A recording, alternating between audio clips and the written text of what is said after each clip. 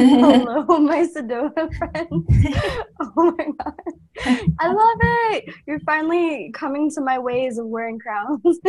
Yeah, this is all because of you. So, Legit?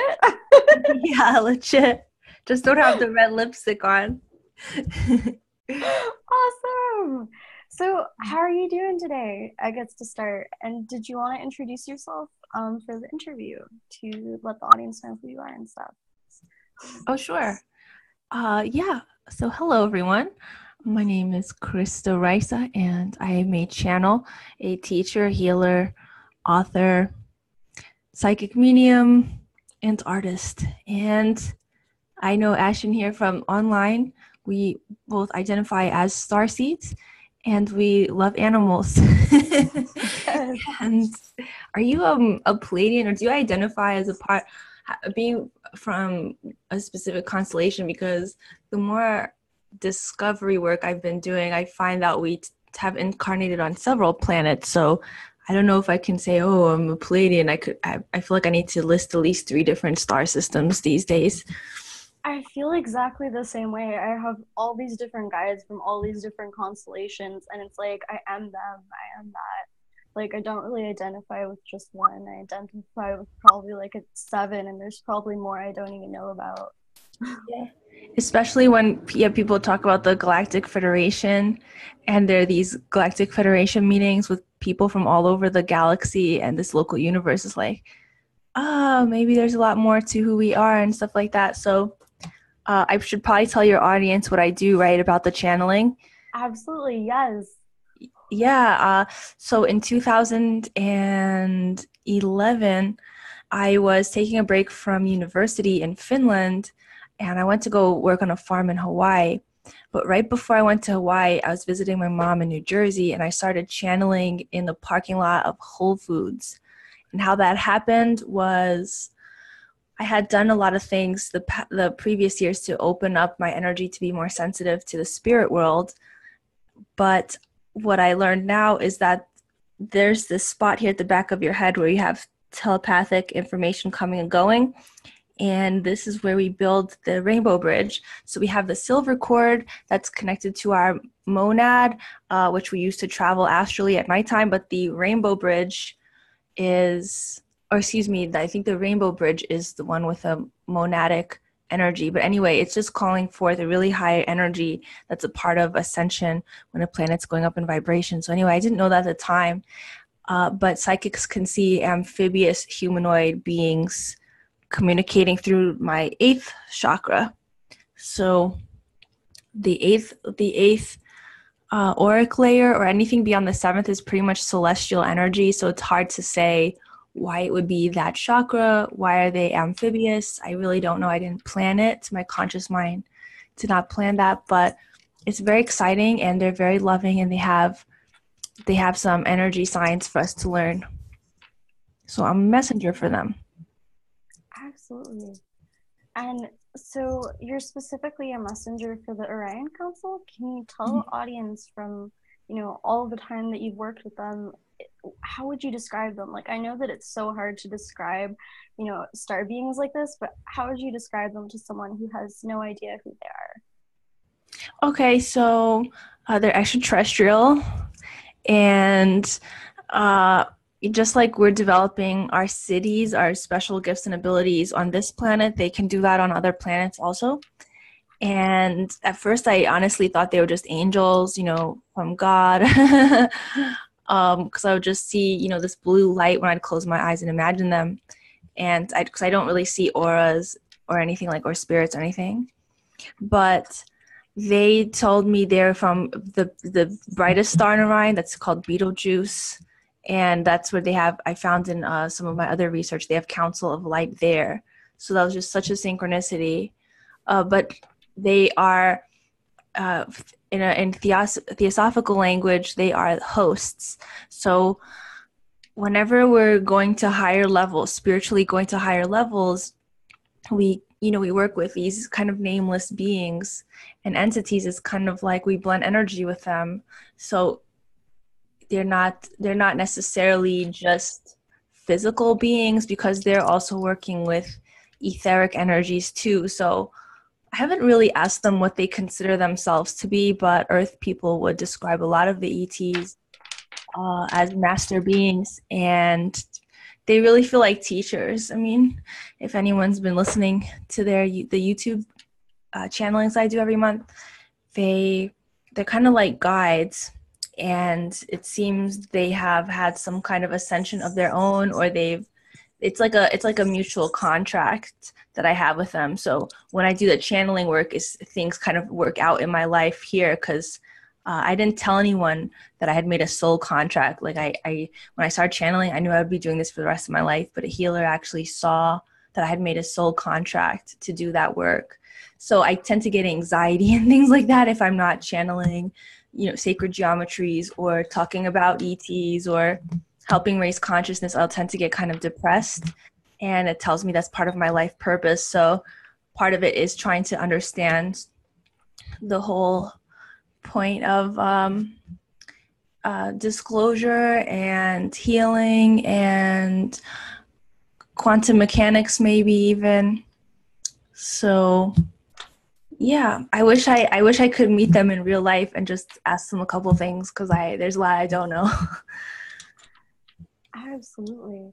Yeah. So when you're channeling them, what comes through? Like what sentience comes through for you most, or what's it like to communicate with them? What does it feel like? Because I know just from reading your books, you have such a strong energy that comes through of like the Orion energy, and you really helped me connect with them, because they were literally the one star system that I just hadn't really gotten in touch with.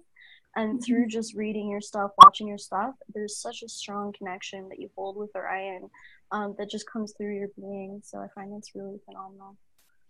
Yeah. So they're helping with the Orion conflict, and we channel stories to ourselves about what happened galactically, like Star Wars, and individual obscure books that you find in the esoteric section of Amazon will explain these things that the native people on our planet have known for a long time and passed down with oral tradition. They knew all about our star family, but in Orion, a lot of people think they're reptiles, and Hopi legend explains that there was this, so these are amphibious, the ones I'm channeling, like frog amphibians, and but they explained that a long time ago on the Galactic Highway, there was this Draco queen who was taking a cosmic tax. So if you pass through this part of the galaxy, you had to pay her tax. And her children were these reptiles in Orion who ended up on Earth because they were kind of escaping the oppression in Orion. And certainly this is a huge star system. Like there's a gateway in the belt. So there's a lot of gray ETs who travel through there, through like Alnitak or Mintaka or something. Alnilam, Alnitak, Mintaka. But anyways, so these reptiles came here to Earth, and they're kind of like kind of scavenger type. So they kind of teamed up with the Raka Shields, aka Rothschild, and the Raka Pharaohs, the Rockefellers, to offer their protection. And so that's why we, when we look at work like David Icke and talking about the English and reptilians, is because over time, the Earth people who are ETs who are here in control, since the time, since the Nibiruns came here, Nibiru and Anunnaki, aka extraterrestrial, they have kind of always, they're like these individual little factions that control stuff on the Earth, but the weird thing is they don't really get along. So this is why people get very upset when they hear Orion, is because they have some kind of cellular memory from these race wars, or maybe they were repressed reptilians, or they've been dominated by reptilians, which is really also part of us, which has to do with the fight or flight survival instincts. We have reptilian DNA in us, basically the reptilian stem brain, and we associate like fear with that. But I certainly have not seen these with my physical eyes, but I know a lot of people have seen these ETs with their physical eyes. And not all beings from Orion are bad. I used to be really frightened by that. I personally don't feel I'm from that system, but what they have said is that there are priests. So some of us have been priests on Orion, some of the people listening to my messages, and they've come here now. Like some of them the Hopi legend said they went underground to escape these reptilian rulers and the Draco Queen. And now, so these priests have returned, and so they've commented on that.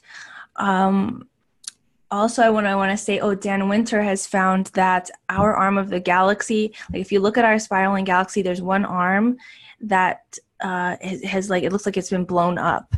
So it seems that a long time ago, there's been some galactic wars, like Bariska, the boy from Mars, explained that like a lot of us from our science remember Mars. But I have not heard so much about Orion except Solara El Anra 1111 Doorway talks about the Orion Wars, and it's kind of scary because the beings that were working with these spider people were called the Omni, and my number one online hater called himself Omni. It was really weird.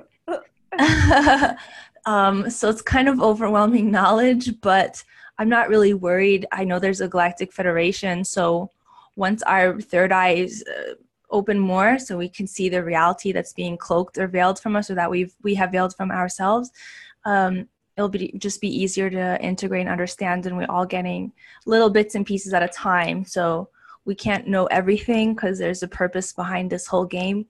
But a lot of the star seeds now are given knowledge and downloads to share with other people so that we can understand who we are, where we came from. So you won't, if you see a UFO or a Zeta, knocks on your door, or you start having hybrid children dreams, you're not going to fall off your chair and like lose your mind. But if it feels that way, the Hopi say just keep doing your job, like keep doing your work, yes. Stay grounded. Absolutely. Yeah. So for anybody who would, I guess, want to work with you, what's it like having sessions with you? What can you offer them? What can they expect if they want to like book a session with you or something? Right. So the 1 hour sessions are psychic sessions, which means we're creating a mind-to-mind link. And they are mediumistic in nature, so I can't 100% turn off the spirit messages. Sometimes a really powerful energy will come through. But you know exactly how that is. And it's just an alignment for that person. But I don't do a trance state Orion Council channeling right now for my sessions. I do that on YouTube.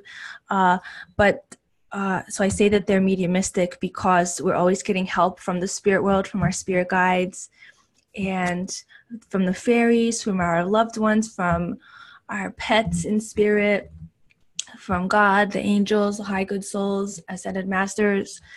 And part of the medium's job is identifying who's communicating. So I will tell the client if someone shows up.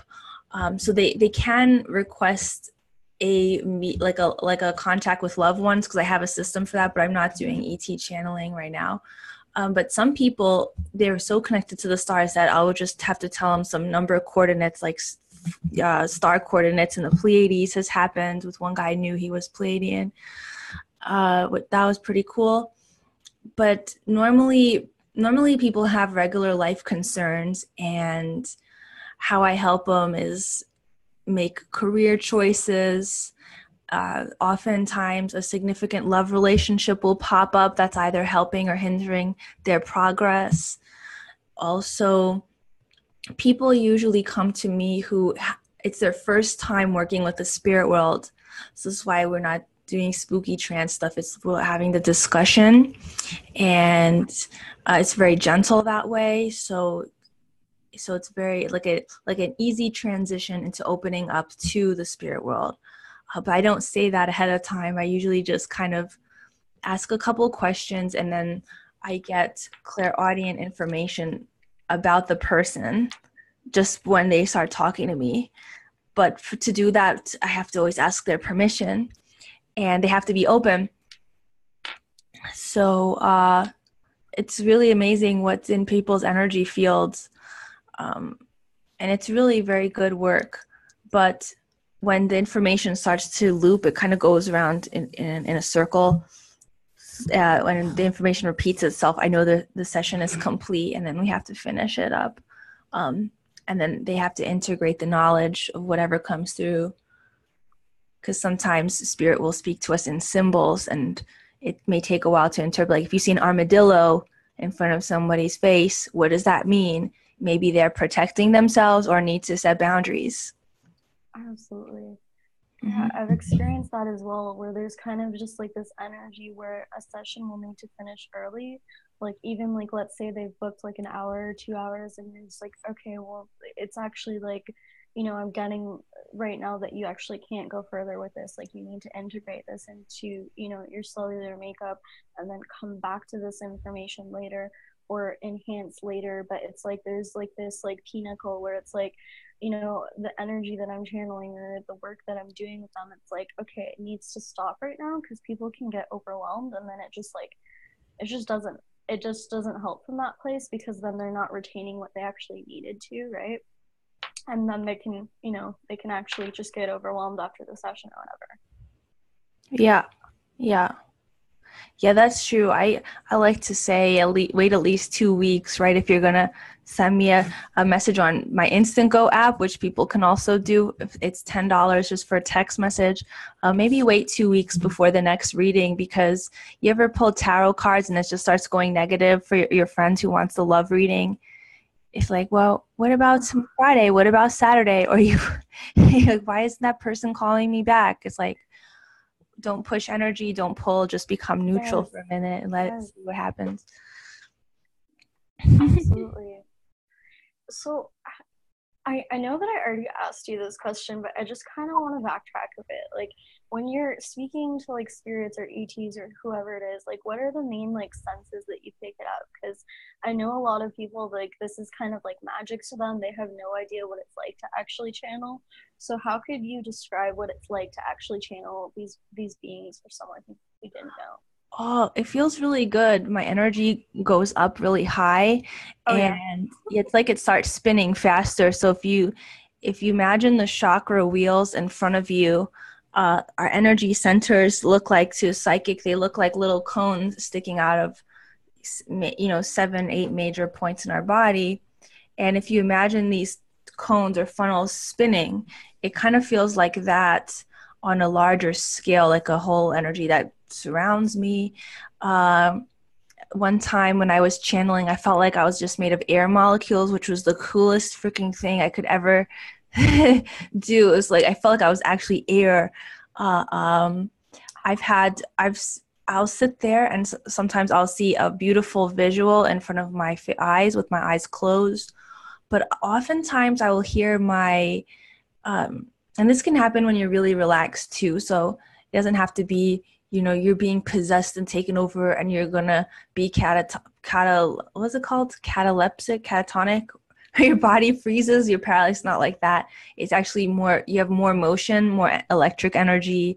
And uh, yeah, I will hear my physical mind sometimes analyzing the situation. So to get to the channeling state and to get more answers, we all need to be working on opening our subconscious minds.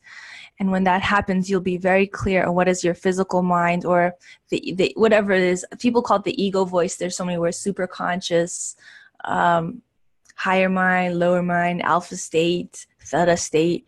But the difference is, one is like a critical negative voice that thinks none of this is happening, none of this is possible.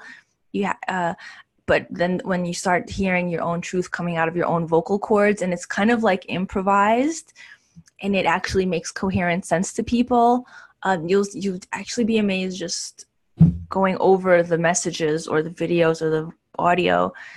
And sometimes I'm blown away, like, how did I put those two together? But I think what's happening is our brain is just lighting up in a new spot. I know that Jay-Z Knight, who channels Ramtha, did a DNA test. So her DNA changed before, when she's Jay-Z Knight, and when she's channeling Ramtha, it Oh shifts wow. and she gains 5 pounds.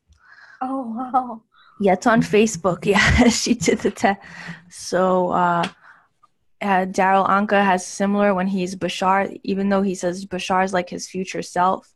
It's still, whether it's your higher self you're channeling, your future self, your spirit guide, it's like your energy field gets bigger because it's in a loving, unconditionally loving state of being.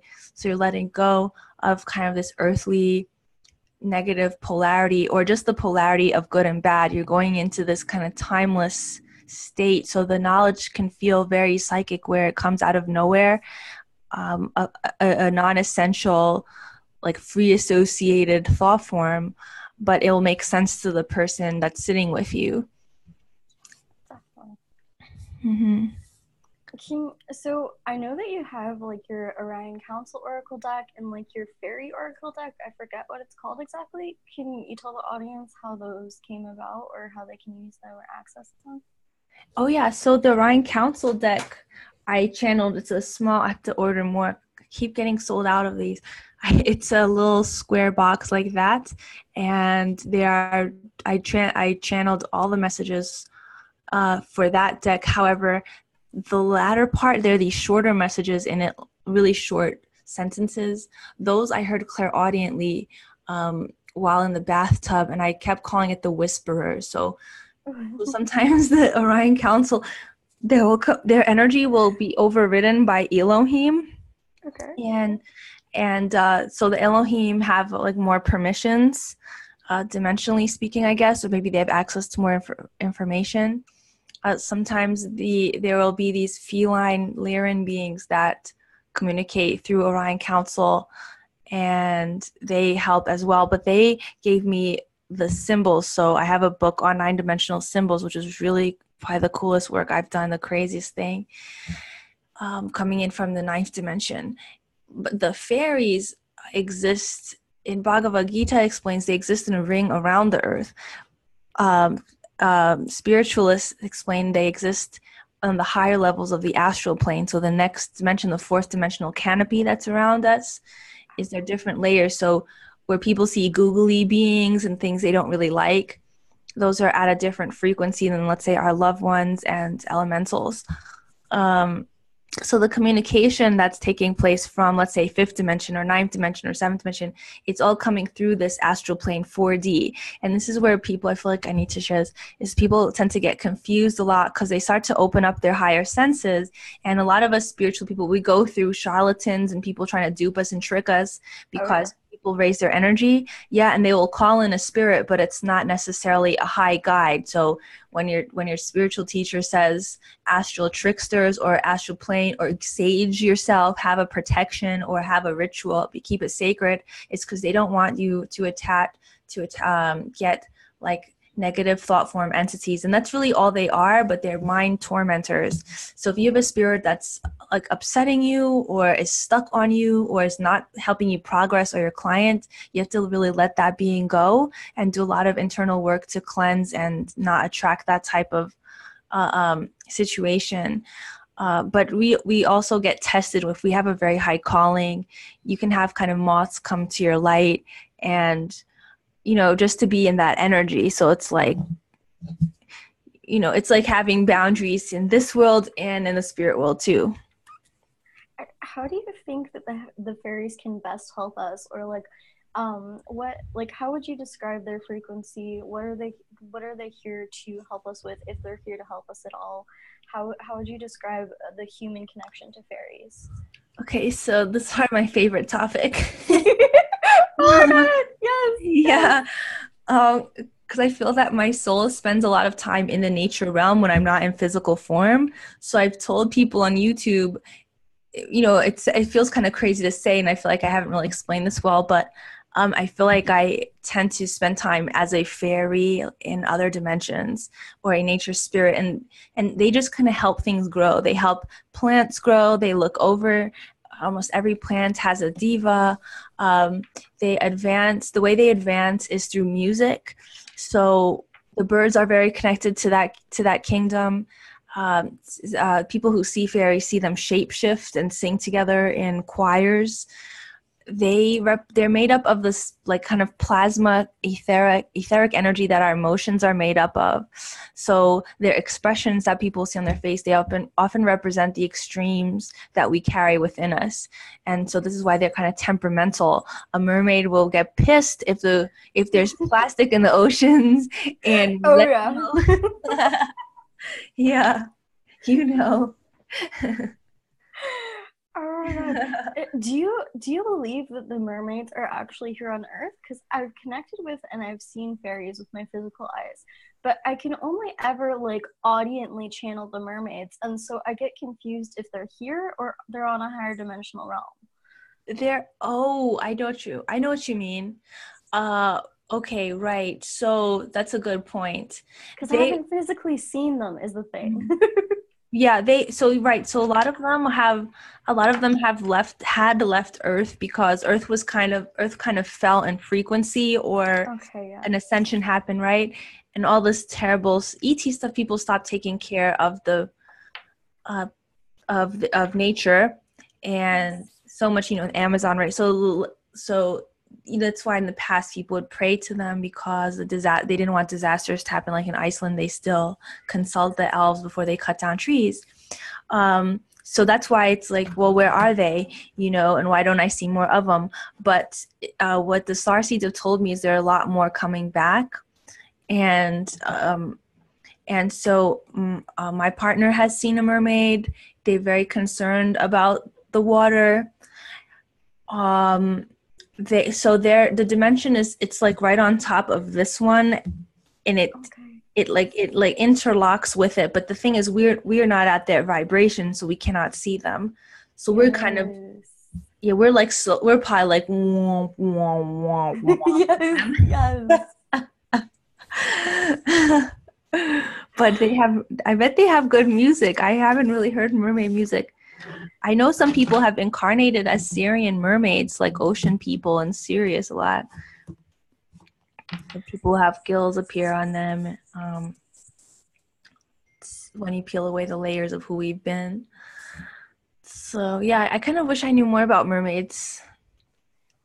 I actually have an aspect of me that I'm really connected to. There's actually a mermaid on Sirius, and so like I will channel like the song of the Syrian mermaids through me, and like I have like a really good connection with them. I can really feel that they're like very closely working with me and a part of me. And it's funny because as a little girl I was singing like all the time. I would make up my own songs. They wouldn't even make sense. Like our neighbors would be like, oh, who's the little girl singing? And like later when I connected with my mermaid aspect, I was like, oh my god, this is why I've always been so connected to that like sort of girly, feminine, like singing type of feel. I've always really been connected in that way. For your oracle deck with the fairies, am I correct in saying that they hold the vibration of the fairies? I know that you did the artwork yourself, so I guess it can be like a visual connection to help people connect with the fairies. Am I correct in saying that? Can you elaborate at all? Yeah. I'll show you here. So I just kind of channeled these. This is a favorite one. This is an ocean fairy. Oh my god. They're pretty much mixed in with nature, and some of them kind of remind me of people. I mean, that's definitely a mushy there, and with a snail.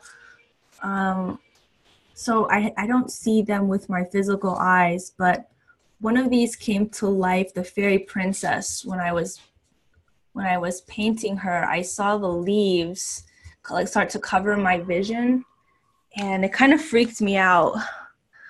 Like I start to see the leaves moving. So when they're connecting with you, you have a book, let's say a picture, like a Brian Froud book, you might see them try to pop out of the page. So that's when they're connecting with you. So when you're looking at the matrix, or you start seeing faces and bushes, you're going into the magical part of your brain, and there's also a fear part right next to that. That's why so many people are frightened by this stuff, because people do black magic and dark spells on this earth, and voodoo, and not happy voodoo, like not like unhappy voodoo. So and it's been misused. So the fairies are a little bit, the energy, sometimes it can feel playful, they can be tricky, and you want to be careful with elementals, because some of them, they kind of want to make deals, but they told me that they will help with relationships, with money, obviously finding lost objects. Like they have something, the ones that contact me in dreams, they have something with collecting silver objects. They show me a wall in a room in the wall where they lined up silver objects. And as a kid, I used to make myself bigger and smaller in size to go into their dimension through a doorway. And I've kind of forgotten how to do that. But there's definitely rules when you start going into their dimension. Oh my God. I literally, my cousin, when I was younger, I kid you not, she taught me how to go into their dimension. And like she would actually like intergalactically go into the fairy dimension and come out, and like she literally taught me how to do this, and it's just so crazy. Sorry, that just reminded me of that. I was like, oh my God, that's what that was. Because like to her it was kind of like a game or a story, but it's like now that I go back, it's like, no, that was real, you know. Like she was actually able to enter into their dimension, so it just makes a lot of sense. You can start by changing the size of your finger, like try to feel the energy field and make your finger really big and then really small, and you might end up going into their dimension in dreams. But yeah, no, this is something I'm working on, so maybe your cousin can help us, because I really, really want them to help us get better air quality, Yes. media, and things like that.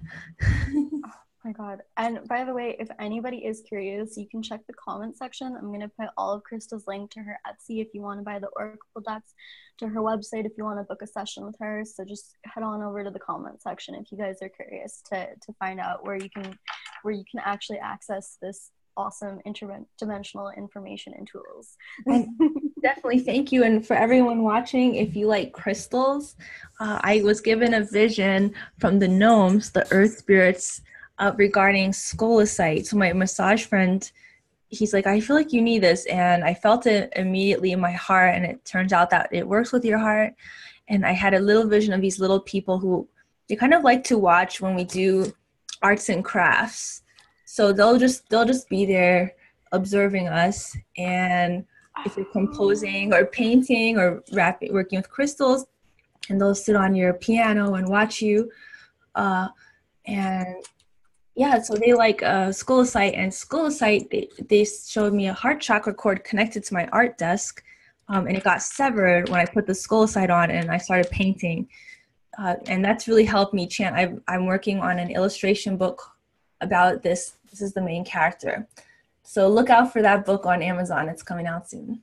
Oh, that's so awesome. Yeah, I've been tuning into your lives and seeing you do like the art for it, I'm assuming. Oh yeah. You're gonna love it. I can't wait for you to see. I have to send you a copy. Oh my God. Yeah. And also, oh my God, so when you sent me the books originally, so she has a Starseed Survival Guide, guys. And she also has a Orion Council book. And what's your new book called? I think it's like a second Orion Council channeling book or something. Mm-hmm. What's it called if people are interested? Yep. So the first one is Orion Council here, and the latest one is Orion Council Speaks. I'll show it to you. The cover art is by our friend who's done a work for Marvel, and his name is Mushindu Kumba. So he's channeled a lot, and he has a pretty cool staff there with some interesting shoes. And they're meditating, they're levitating sages, explaining on the pages. Oh my God. Yeah, you guys totally have to check out her books. They're such high frequency, such high vibe, and they really connect you with the Orion Council. They really truly do. I keep on wanting to write a post on my Instagram about them, and it's just one of those things that you make it so important in your mind that you keep on forgetting to do it. Like literally. Like that's how I see it. It's like those things that you're like, okay, I have to do it, I have to do it, I have to do it. And it's like it's so important that you have to do it right at this exact moment, and then you just like put it off. Oh, that's right, because you're Pisces, so do you tend to get things in waves? Like it's now, like the iron is hot, so I have to strike now or it's gonna pass. Yes. And actually, it's funny because I just realized this the other day. I actually am Pisces times 3. So that explains everything. I am like 3 times Pisces. Oh my gosh. You're like a super oracle. I'm definitely a super Pisces. What's your astrology, by the way? I've never asked you that question. I think it would be really cool to find out. So yeah, my sun sign is Leo. That's in the 12th house. So it's ruled by the house of Pisces. So you can imagine a lion in an ocean. Ooh, I never knew that about Leo. That's awesome. Yeah, so I get like when the Pisces currents hit, like my whole life gets changed, and there's absolutely nothing I can do about it. And I have a Leo rising, so my birthday is actually on Monday, and I feel like I feel like sometimes I understand astrology, and sometimes I question it, but there's definitely some truth to the sun sign, like with Leos being generous, it's almost generous to a fault. It's just we don't know when to stop because it's just so fun to share.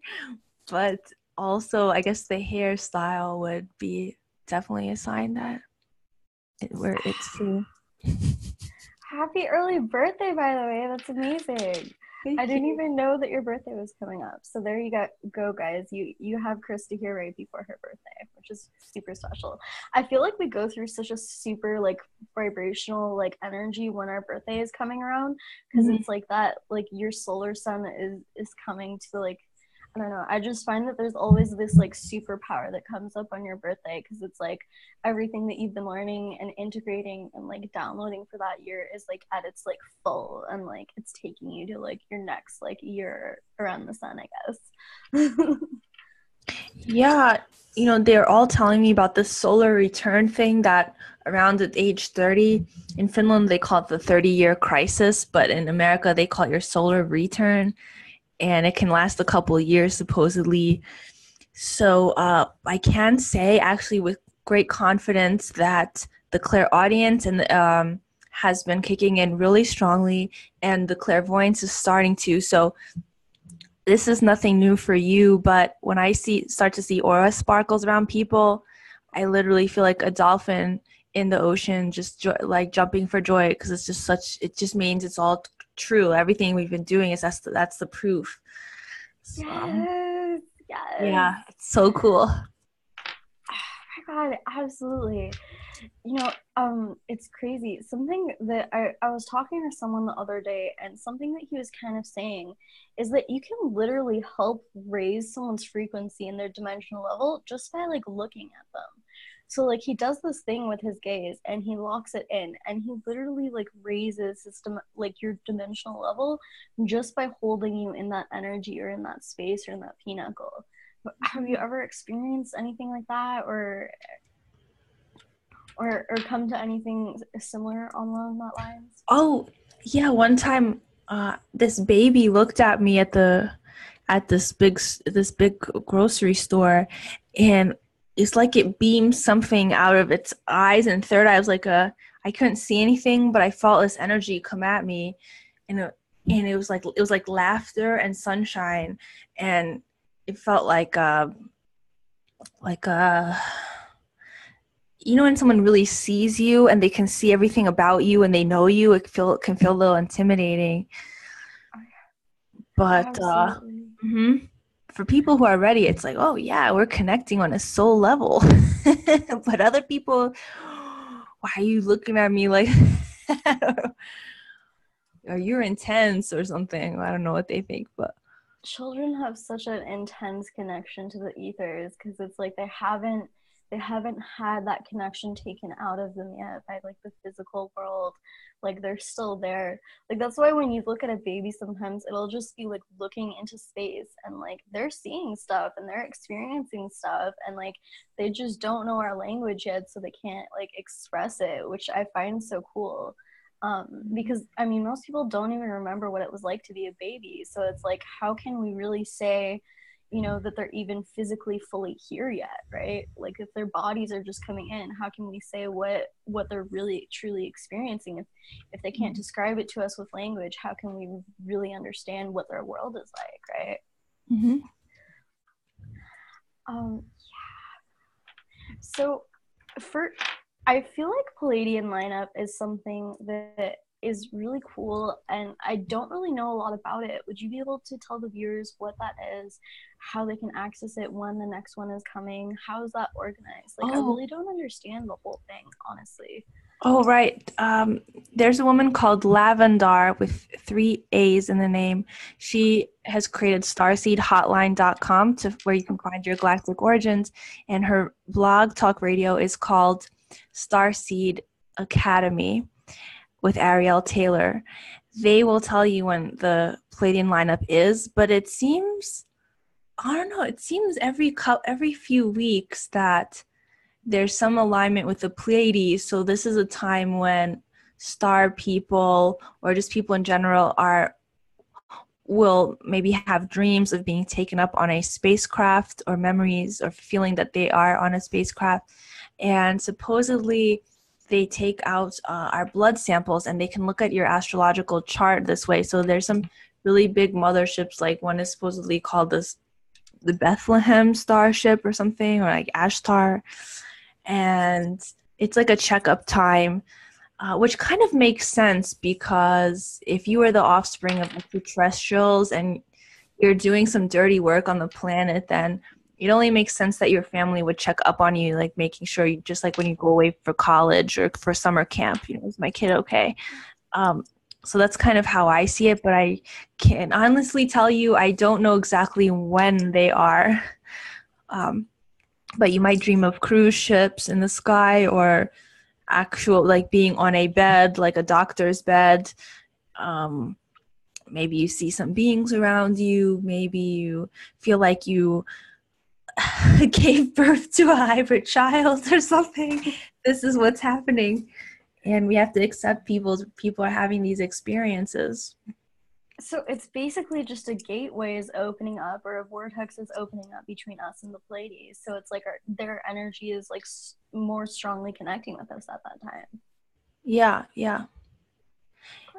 And it's funny, when I speak with you, the same thing happened last time. I get this vision of Earth when I speak with you, and I see you, and you turn into this etheric being that's see-through. I just see your outline, and I see the Earth, and I see this golden yellow light coming in through the northwest, and then I see deep space on the other side. And this is happening again with you. I feel like it's just, I'm visually seeing your energy signature, but it's funny because I'm seeing the same exact image as last time we spoke, but I don't know what this means. But I definitely get this very strong Palladian vibration from you, Ashen. Do you like that, Yes. Pleiades? Yes, I'm very, very strongly connected with like the Pleiades, but honestly, I don't even like identify with that, but I just know that my energy is coming in from them, and like I feel that connection. I have my Pleiadian guides that I connect with, but it's like, I don't know, like it's just one of those things that you're so strongly connected to, you don't even like need to identify with it, you just are that kind of. Yeah. That's really amazing what you described, though, because I felt like you were like visually describing my soul to me, like literally. I'm like, oh my god, yes. Yeah, it's like looking through you, I can see the planet. So it's like you're one with the cosmos. So maybe this means you have the cosmic consciousness that Nithyananda teaches about. This is typical star seed. And so star seeds, to know if you're a star seed, is you be obsessed with space topics, or you're interested in the universe. So not just Earth, but you're interested in the universe. Oh yeah. And can teach on that multi-dimensional level. Definitely. So how do you ground yourself when you get like too like high up in like the higher dimensions, or like what's your experience of like going like so far up that you're like, I don't know, you're doing your physical day-to-day things and you just realize that you're not even fully in your embodiment, which can be dangerous sometimes, right? If you like lose that connection. Oh yeah. So I'm a big taster. Like, I like to have lots of different foods in my fridge, because certain times I'll crave certain tastes, and I think that helps me feel more. So if I can just get that taste in my mouth, then it will help me to feel my body. I do spend a lot of time in thoughts. So even people listening here who are not necessarily identifying as mediums, you can be in your head a lot and totally ungrounded and not really present. Oh, yeah. Yeah. One of the best things I've heard is to touch some plants. So if you're living in an apartment, like to touch, just hold the leaves of a plant. Obviously eat some food and like heavy food. On certain days, maybe you want to eat heavier than others. And then also music, like dance music. So deep house is always working. 80s hip hop, stuff that brings up your energy. I know Ashen likes Nako Medicine Bear, that kind of stuff. Petting an animal, walking outside in nature. So I do a health walk every single day for about an hour when it's cool outside. It's so grounding. It's so grounding. I love just like nature walks. It's like just getting into nature is the best thing for anybody who needs to ground more, is like getting out there and like seeing and feeling the world. And like what I think a lot of people, you know, who maybe live in the city or they don't have access to nature, like even if you have access to the sky, that's nature. Like you can sky gaze. Like, you know, if there's like a tree in your like area, like go like channel and spend time with the tree. Like you don't have to be like super like out into the countryside to have access to nature. Nature is all around us, right? Yeah, definitely. Just, I mean, you don't have to be barefoot, but if you can't walk, you can always just put your feet in the ground, because that helps absorb negative ions, which people still want to debate about. But it's like, why do you feel better sitting by the beach without shoes? It's because it's Yes. hot charge. Oh my god. And then you have the people who are like, oh, you're gonna get parasites and germs, and it's like, bro, like you have to live your life. Like you can't be worried. Yeah. Like there's certain things that like, yeah, you should worry about because you can like get hurt or whatever. But it's like there's a point where like you're just worrying too much and you need to just ground it out and be free and feel in that joy. I feel like that's like the huge difference between, you know, the adult years and the child years. It's like a child doesn't, you know, doesn't get distracted by, I have to do this, I have to do that. It's like they just let themselves be free. They just let themselves play. And like they're probably going to have natural instincts before they get into danger mostly. But it's like they're not always constantly worried about what's going to hurt them or what's going to go wrong. It's like they just like let themselves be led into the right way of being. I feel like we can learn so much from children, honestly, in that way. Yeah, you're right. This one guy, this young dad said, "Don't look at my daughter. Don't look at my daughter," when she was learning to walk, because when adults would look at her and project their worry onto her, she'd fall over. But when we weren't looking, she was just fine. Yeah, interesting. Oh my god.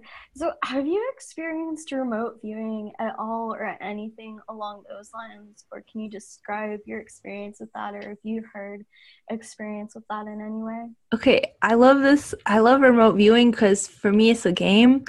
And what you do is you get a piece of paper and your friend gets a piece of paper and you both get a pen and one person starts to draw. When they're finished with the drawing, your friend holds the intention to remote view what's on your paper and draw what they see. And when you open up the paper to compare, you will learn how your ability works and how on point it is, and also how connected you are with that person.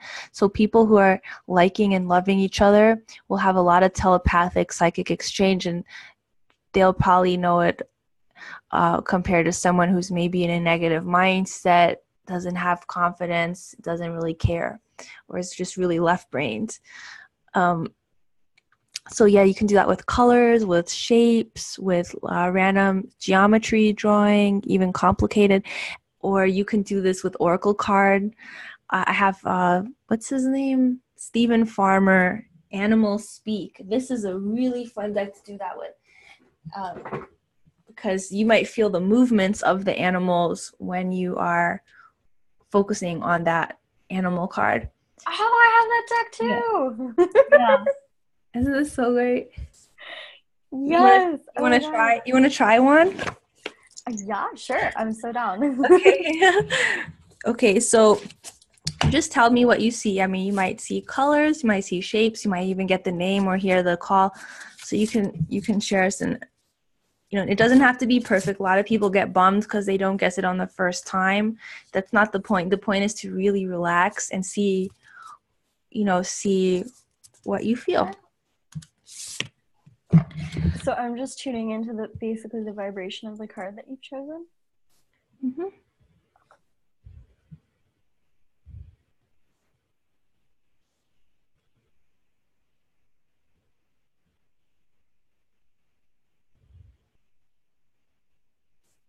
So I'm getting like earth. Okay. So I'm getting earth.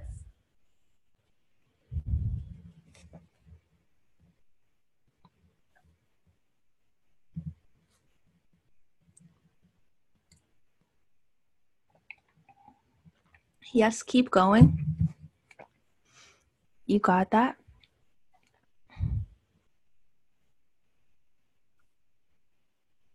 Four legs. I'm definitely getting four legs. Earth, four legs. It walks on the earth. You are correct. Four legs though? What else do you see besides the legs? Okay. Okay, no, there's wings. Yeah. You want to see? Yeah. Okay, good. You did good. Peacock! Tricky, right? Yes. I was feeling like earth, and then I was like, okay, it's walking on the earth, and then, okay, yeah. It's tricky because birds are usually in trees or flying, right? And this one's on the ground. And they actually eat cat food, some of them. Funny little It's bird. funny because the first thing that I got was a butterfly, which is colorful like a peacock. Mm-hmm. And then I was getting like this prickly, like airy energy. So like I was like having a hard time like picking the animal, but like that was like the senses that were coming up. Well, this one's going to be also tricky. You want to try one more? Yeah. These are not easy cards.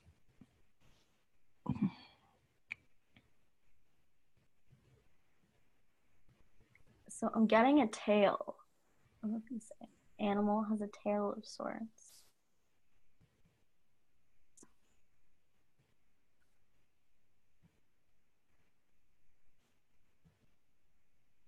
There's something about being able to like have like looking, like they can look really high up. Yes. Oh my gosh. Okay, look. Good job. Oh my god. That's right. Oh my You god. totally saw the card. I don't even know how penguin relates to that, but that was the energy that I felt. Yeah. You're totally psychic. It's funny because with the card it's like I can feel the vibration of it, but it's like it was more like an energy or a message. It wasn't really like showing me what they were looking like or showing me the exact animal. Yeah, because those are also specific birds. I mean, they're unusual, unconventional birds too. Yes, yes. So, I felt like an awkward energy. So that's probably the penguin. Like this like awkward like yeah. and you know how this is fascinating because it has me thinking about if I were in the spirit world trying to get a message, to humans, we have to go through this brain fog and then focusing just to see like, okay, Yes. I'm getting a wobble. I see black and white and some snow. And like, this is a mediumship's typical session. Like, he's got overalls on, he's 80 years Yes. old. Like, Oh my god, yes. Yes. I was actually a part of your mediumship class. It was so good. It was so good. oh, yeah. Oh, those were Like fun. I should do those again. Yeah. you totally should. I'm totally coming if you do. Thanks. Yeah. Oh my god. So now I have to just ground back in because I was like going up to connect with the animals and stuff. Okay, yeah. Okay, grounding back in. That was so fun. That was actually so fun. Okay. See, the problem with like channeling is sometimes I go like high, high, high, high up, and then you're like, okay, I have to reconnect with like the physical mind, because I literally just like it's almost like I'm pushing the physical mind away. Not that I'm pushing it away, but it's literally like it's just not what you're connecting with when you're channeling. Right. Are there any specific crystals or tools that you work with that you'd like to share, like what they're good for? I love crystal friends because they have like such a high consciousness. Actually, I was learning something new last night with my grids. I realized that if you say I love you to each crystal on a grid, like let's say you've had the grid there for like months or something, it completely clears the energy just by saying I love you. It's like acknowledging each one or whatever. It was just something that came up for me last night. Oh, wow. You know, that's really cool because I just got a whole bunch of Lemurian seed quartz tips, which the Starseed's been telling me about this summer. Like 6 or 8 people independent of one another came up to me at the UFO Congress, where I saw 7 UFOs, by the way. And they were like, yeah, Lemurian seed quartz. Do you know about Lemurian seed quartz? And I have one big one that I used to charge our Ormus. We make Ormus called Galactivate on my shop. But these I just send to people to put with the Ormus because the Ormus really likes crystals. And yeah, those tips have me thinking, oh man, you know, start a little grid or something because I have an altar, but I didn't think of I've been putting them outside with our little gnomes, quartz in the ground and things like that. So that's been a big one. And also, obviously, Moldavite is like the ET stone. Yeah. Oh my god. So that brings me to my next question. So I've had like my own ET sightings, but like what are yours like, or what has been your encounter with like physical aliens? Like, is it the ships that you're seeing? How close do they come to you? What's it like to have contact with them? Or like what have your experiences been like in terms of that? Mm-hmm. Well, when I got Moldavite for the first time, I put it on my windowsill in this moonlight, which apparently does something to our crystals. Like it, I don't know really the formula with the moon because a saw will get dull under the moonlight. So, you know, I don't know if that had anything to do with it, but I know for sure I had contact on my laptop. So I had a really old laptop, and I was kind of focusing on ET communication with the crystal. And this old Toshiba was not plugged into the wall. The battery was dead, so there's no current running. And I was laying on this mattress, you know, just moved to Sedona, peeping over my cover because the screen flashes this bright green light. And the minute I asked, are you guys there? It flashed again. And I was so scared. I just hid under the covers, but it happened a third time. And then I was like, please stop, please stop. I couldn't, you know, in your mind, you think it's all great, but then when it actually happens, the fear kicks. Oh yeah, I've had that with ET encounters. Sometimes it's like some of them can be like really like good high vibe experiences, and sometimes you just get scared and like you want to just like hide afterwards. I've had that like when I see like a ship in the sky or something, like occasionally I'll just get freaked out and I'll like just like run back to my house or something, because it's like if you're not in like that place where you're ready for it or you feel good about it, or it could be like the specific vibration the alien has given you, it does make you a little bit fearful sometimes. Yeah. And I feel a lot of I know for sure, I've read it everywhere, is that a lot of the ancient Atlanteans have returned, or they're here now. And so especially on the North American continent, there are these magical energies here, and so people know how to work with crystals, and especially people who feel they've incarnated in Egypt, they would probably have memories from at least the Syrians that were in contact there and other groups. So, you know, pretty much anyone who wants to do a regression will probably have some form of extraterrestrial intervention at some point. But yeah, it's the Pleiadians call it integrating. So once we have this experience, we have to kind of process it emotionally, but we get more sensitive now. So when I was 20 years old, which was a couple years ago, I was channeling that emotion is the new DNA, not knowing what I'm talking about.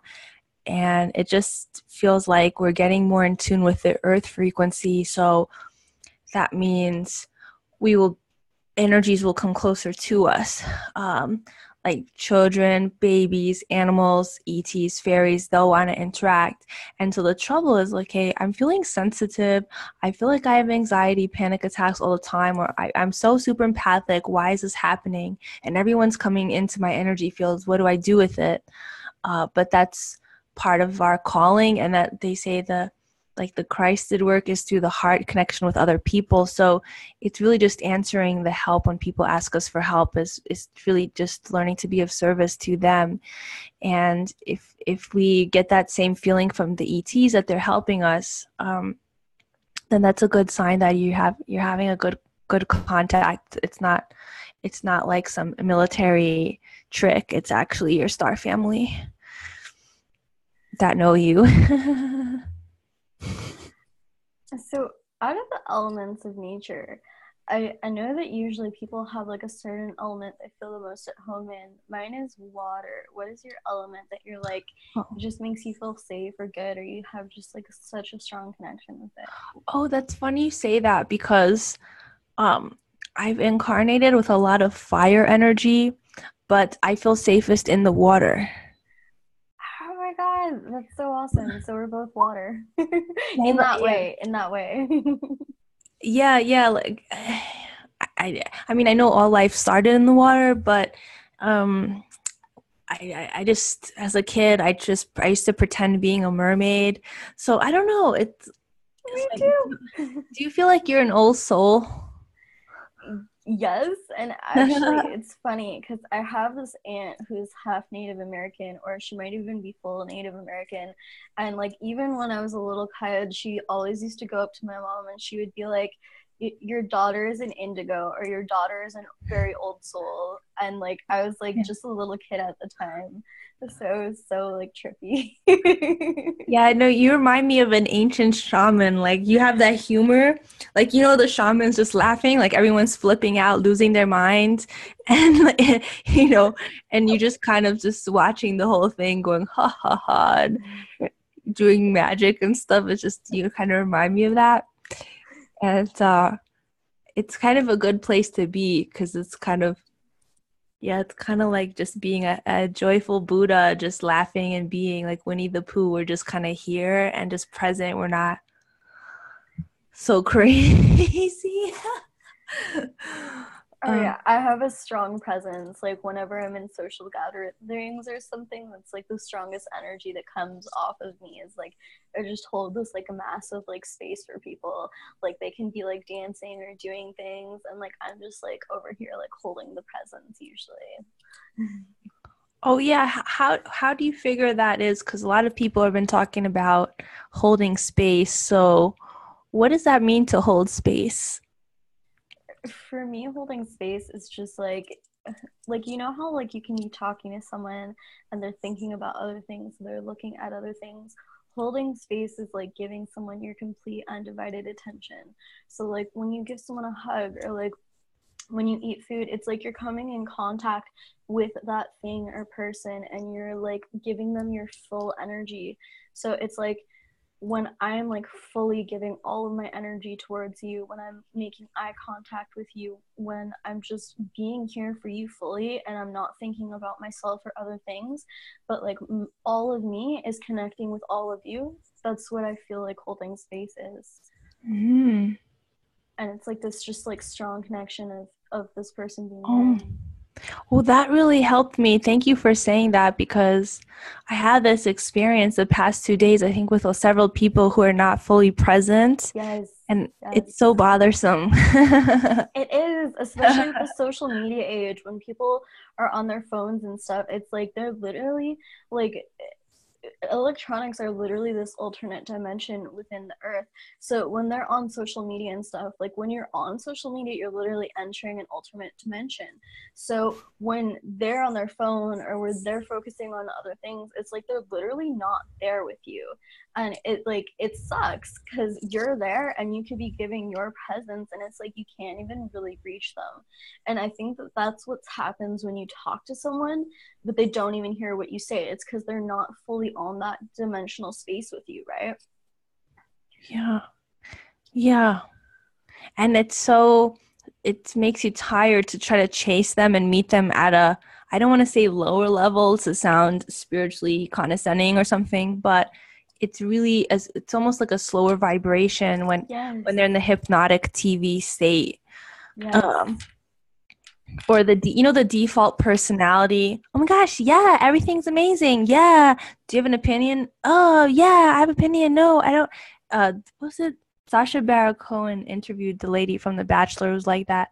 They had her do this advertisement for a fake charity, which was completely ridiculous. And they're, we'll pay you to just model in this bra and just like for this warlord. It was just this completely ridiculous fake campaign to prove how superficial people are. But I don't want to call it superficial. I think you're right that it's like maybe they have cords to certain electronics, energy cords that is they're so interlinked with it, kind of like a friend who's always with their boyfriend all the time. And they're always talking about their boyfriends, but you just want to spend time with your friends, like that kind of thing. I think that people might look at that sort of thing as if they're like so focused on their self, but I actually think it's the opposite. I think that when people can't be present with you or they seem superficial, it's like it's not that they're not connecting with you or the world around them, it's that they're literally disconnected from their self. And like I feel like that's what happens like when people are watching like too much like TV or listening to the media or listening to other people and their opinions, or it's like that like energetic state where someone feels so uncomfortable with who they are that they're constantly thinking of how to please other people and others' opinions. So what happens is like their consciousness or their embodiment literally splits away from themselves, and it's like they're not even fully in the present with their core being. So it's like they're literally not there, and it's like it's not even their fault. It's that they need to learn to come back in contact with their core embodiment and their core self so that they can actually reach that authentic presence that is their individualized person, right? Yeah. And oh boy, I'm just like, wow, because this person I'm thinking of actually told me that they're working on developing their core just at the gym, because when you do these really light back lifts, like just in the bed, they call it the whale move. You just kind of go like this and you're lying on your stomach, right? And that's supposed to build core energy. So when we're talking about our nature walks, it's to align and be the authentic self. Yours is true. Because as kids, we can call in spirits, protection spirits, to, keep us safe, but that's not really who we are. We're living someone else's truth. Absolutely. And it's like this like constant message that you get in society that it's like, be this way or be this boxed in version of a human, and like there's all these individualized like core imprints that we've come to earth with, and it's like if our core imprint, like for example like a gay person, if their core imprint is to be gay and it doesn't fit into society's boxed idea of what things should be, I know that that's shifting now thankfully, but it's like it's literally asking you to go away from your core imprint, your core self, when they tell you that it's not acceptable, or when they tell you that like, oh, you won't be an accepted human in society if you are that way. And I think it's just so damaging, and it's why people have disconnected with themselves, right? Yeah. There are different reasons. This one guy did a study because I think, oh, you should be able to make love with whoever you want because you're making love with them, literally. What's the big deal? What people do behind closed.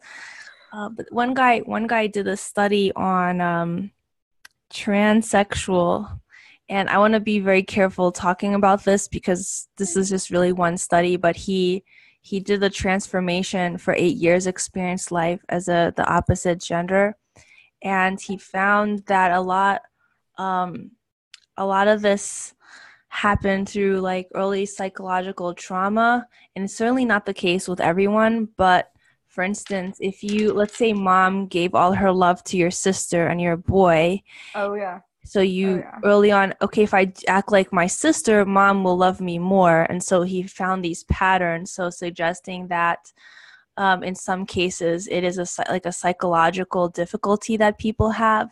But to be honest, I mean, it does not change who you are. Like your spirit is eternal being, and you incarnate as male and female. So it's really such all the energy, you know, that we put into following celebrities who for 10 years they want to be a woman and then they want to switch back to being a man. It's like, well, what did we learn during that 10 years about ourselves? And is this, you know, what is the obsession?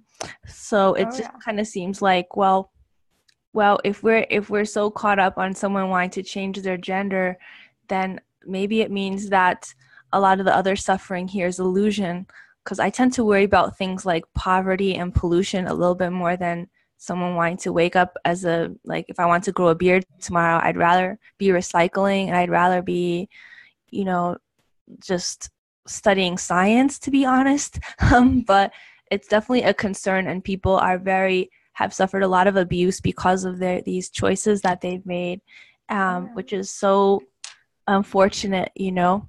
But anyway, yeah, who knows? I think at some point with extraterrestrials it just becomes pretty androgynous, and you know, all people are born, you know, beautiful. So we just have to take care of our bodies and really not mutilate it so much to the extent that has happened here. Yeah, exactly. Definitely. And I feel like we both, like, I feel like everyone is born with that male energy and that female energy within them. And it's like we all have that harmony of masculine and feminine within us. So like if they want to choose to, you know, embody a certain like gender, like I feel like, you know, all the power to them, and like it really shouldn't be anyone else's say what they want to do with their body or what they want to express in their lifetime, what identity they want to take on, you know. We're all unique and beautiful in the way that we are, and like anybody's perspective that, you know, is missing from this world, that's one less perspective that you can never replicate or change, right? So how much time left do you have for the interview? Are you getting ready to close up? Oh yeah, it gets really hot in my room, so I have the air conditioner off for better sound quality, but I'm definitely struggling a bit in the heat, so I'll probably have to go cool off soon. We're in the desert here in Sedona, Arizona. It's a very hot day. So do you have any final messages for the audience, or anything that you feel like, you know, and like a message that you could leave people with, or anything along those lines? Okay, well, thank you first of all to you, Ashen, for allowing me this opportunity and to speak with your people, because I followed your Facebook videos a while back and I was like, wow, this is an amazing soul here. Oh my gosh, we're so lucky to have her here on this earth. And I feel so much love from our people who have found us through the internet. And while it's been a very intense last couple of weeks, right now, what you can all do to feel better is to express more of the core self that we've been kind of getting at with our transmission today. And whatever spiritual tools you've been developing up to this point, now is definitely the time to use them. So we mentioned crystals, we mentioned remote viewing, animal cards, contemplation, nature. These are here to just help us expand and humans are definitely ready for interstellar connections. It's just time. And so don't be afraid to share your special abilities and be a little unique, because this is what people are looking for. And whenever it comes from your heart, you will be having more spiritual assistance from the spirit world. So the spirit world is our true home. It's all here. We just can't see them, and we're not supposed to see them because that would defeat the purpose here. But the Orion Council is explained that we're always being helped by non-physical. So even if you did something wrong, or you you feel like God was punishing you or something, that's not the case. Is you're always going to get help. And so be open to receiving love. And also, I just feel like maybe with this Palladian lineup, I just feel like these, what's it called? Karmic bank account compensations. What's it called? When you get, if you've done good things, I feel like it's payout time. I feel like for some of us, what Ashen said is our abilities are going to kick in, and I just feel good things are happening. So if your love life isn't 100%, don't worry, no one's is. It's like your cities might be kicking in at this time. So there's always something good that's coming. Just be open to that. And don't forget about the fairies. Thank you. Oh, thank you so much for being here today, Krista. I absolutely love your energy and the work that you do. And thank you so much for being here and allowing this transmission to take place as well. Thank you too, and I'll probably see you online Right. soon. Bye. Take Bye, care, everybody. everybody.